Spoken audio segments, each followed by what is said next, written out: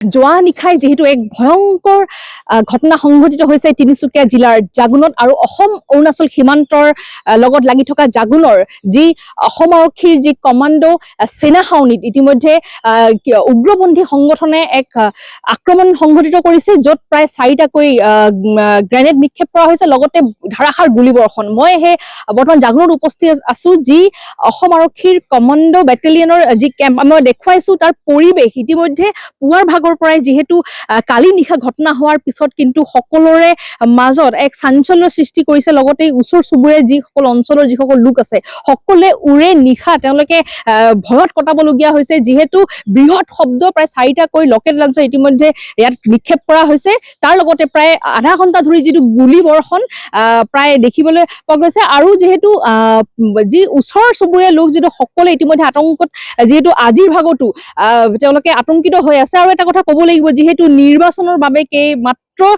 70টা দিন বাকী, আৰু তাৰ মাজতে এনেধৰণৰ ঘটনা কিন্তু ইতিমধ্যে কঁপাই তুলিছে তিনিচুকীয়া জিলাখন। আৰু যিহেতু নিৰ্বাচনৰ পূৰ্বে দেখা পোৱা গৈছে, আচলতে এটা কথা ক'ব লাগিব যে আৰক্ষীৰ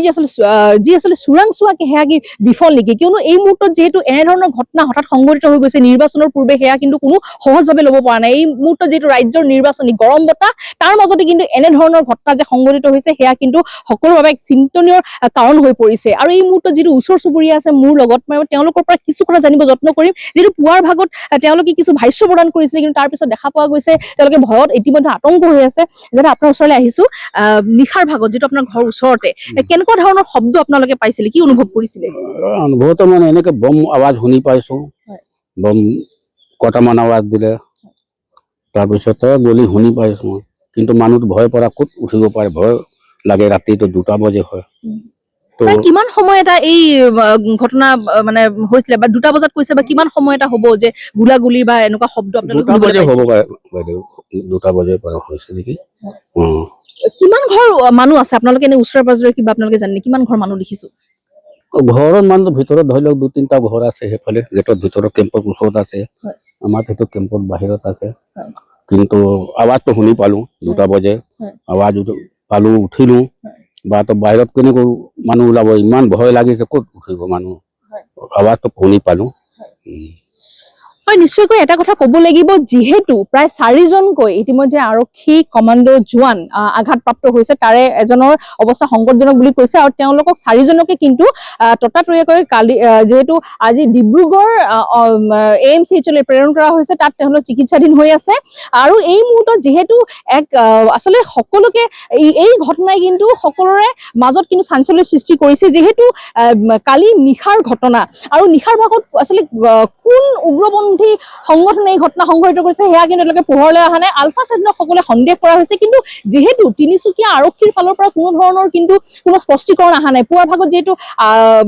IGP জিতমান দলৰ নেতৃত্বত ইতিমধ্যে দেখা পোৱা গৈছে যে আৰক্ষীৰ এটা বৃহৎ দল ইতিমধ্যে অভিযানত নামিছে, লগতে সেনাবাহিনীৰ এটা বৃহৎ দল ইতিমধ্যে যৌথভাৱে তেওঁলোকে অভিযান চলাই আছে ঠায়ে ঠায়ে, যিহেতু ওচৰতে নিকটৱৰ্তী অঞ্চল, অসম অৰুণাচল সীমান্ত যিহেতু ওচৰতে আছে। আৰু ঠিক ইয়াৰ পৰাই যিহেতু যি উগ্ৰপন্থীৰ যি গতিবিধি কিন্তু পূৰ্বতে দেখা পোৱা গৈছে, আৰু এইখিনি ঠাইত কিন্তু আগতে কিন্তু প্ৰায় এনেধৰণৰ ঘটনা সংঘটিত হৈছিলে, কিন্তু যোৱা কেইবা মাহৰ পৰা কিন্তু বহুদিনৰ পৰাই আচলতে কেইবা মাহৰ পৰা দেখা পোৱা গৈছে এনেধৰণৰ ঘটনা সংঘটিত হোৱা নাছিলে, যাৰ বাবে কিন্তু যিহেতু ৰাজ্যত এই মুহূৰ্তত যিটো নিৰ্বাচনী গৰম বতাহ বলিছে, আৰু সকলোৱে কিন্তু ঠায়ে ঠায়ে ইতিমধ্যে নিৰ্বাচন লৈ কেনেধৰণৰ এইবাৰ নিৰ্বাচন হ'ব আৰু কেনেধৰণৰ সকলোৱে প্ৰস্তুতি চলাইছে সেয়াৰ বাবে সকলোৱে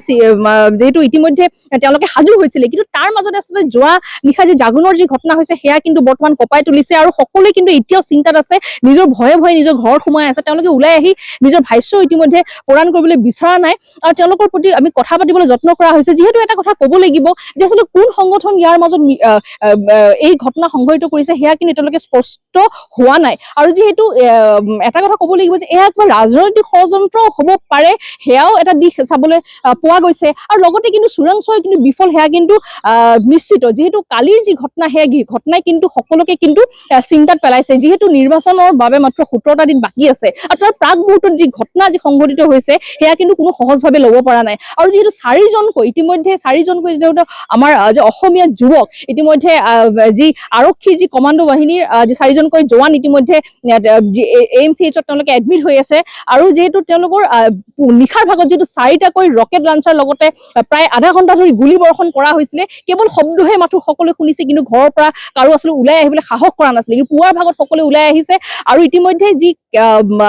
তিনিচুকীয়াৰ ওচৰৰ যি নিকটৱৰ্তী অঞ্চল যি অসম অৰুণাচল সীমান্তৰ পৰা আৰম্ভ কৰি তিনিচুকীয়াৰ ঠায়ে ঠায়ে ইতিমধ্যে আৰক্ষীৰ যি অভিযান চলিছে IGP জিতমেন দলৰ নেতৃত্বত লগতে তিনিচুকীয়া আৰক্ষী অধীক্ষক যিটো কিছু সময় পূৰ্বে আহিছিলে তাৰ লগতে বিষয়াসকল আছে সকলোৱে কিন্তু ইতিমধ্যে ঠায়ে ঠায়ে যিটো সেনাৰ লগত অভিযান চলাই আছে আচলতে এই কুটাঘাট যি ঘটনা কিয় সংঘটিত হ'ল বা কোনে কৰিলে সেয়া কিন্তু এতিয়া বৰ্তমান অভিযান চলাই থকা হৈছে হয়তো কিছু সময় পিছত হয়তো আমি গম পাম আচলতে এতিয়ালৈকে ধৰক আৰক্ষীৰ ফালৰ পৰা কোনো ধৰণৰ যি প্ৰেছ ৰিলিজে হওক বা তেওঁলোকে কোনো ধৰণৰ ভাষ্য ইতিমধ্যে আগবঢ়োৱা নাই সংবাদ মাধ্যমৰ আগত কিন্তু স্থানীয় লোকৰ পৰাই যি কালিৰ নিশাৰ যি ভয়ংকৰ ঘটনা সেই ঘটনাৰ বিৱৰণ আমি পাবলৈ যত্ন কৰিছিলো আৰু এই মুহূৰ্তত নিউজ 18ৰ পৰা এক্সক্লুজিভ আমি দেখুৱাইছো গ্ৰাউণ্ড জিৰ' ৰিপৰ্ট যি মোৰ পিছফালে যি সেনা চাউনি আছে যি আচলতে কমাণ্ডাণ্ট যি চাউনি আছে অসম আৰক্ষী কমাণ্ডাণ্ট বেটেলিয়ন আৰু ইয়াতে সেই নিশাৰ ভাগত কালিৰ ভয়ংকৰ ঘটনাটো সংঘটিত হৈছিলে আৰু ওচৰতে যিহেতু অসম অৰুণাচল সীমান্ত আৰু জাগুনত আজি 10 মাইলত আজি আমি উপস্থিত আছো আৰু ইয়াত যিটো ঘটনা সংঘটিত হৈ গৈছে আৰু ইতিমধ্যে পুৰা এলেকা ইতিমধ্যে আৰক্ষীৰ লগতে আৰ্মীৰ যৌথ অভিযান বৰ্তমান চলি আছে যিহেতু ওচৰতে অসম অৰুণাচল সীমান্ত সঘনাই ইয়াতে যিহেতু আগতে যিটো উগ্ৰপন্থী গতিবিধি দেখিবলৈ পোৱা যায় প্ৰায় আৰু আজি যিহেতু এয়া আমি দেখুৱাইছো গ্ৰাউণ্ড জিৰ' ৰিপৰ্ট জাগুনৰ পৰা আৰু ইয়াতে ঘটনা সংঘটিত হৈছিলে আৰু ইতিমধ্যে তদন্ত যিহেতু চলি আছে হয়তো কিছু সময় পিছত সকলো দিশ স্পষ্ট হ'ব আপুনি বিচৰা বাতৰি পাব কেৱল নিউজ 18 এপত নিউজ 18 এপ ডাউনলোড কৰিবলৈ স্ক্যান কৰক এই QR কোড গুগল প্লে ষ্টৰতো পাব এই নিউজ 18 এপ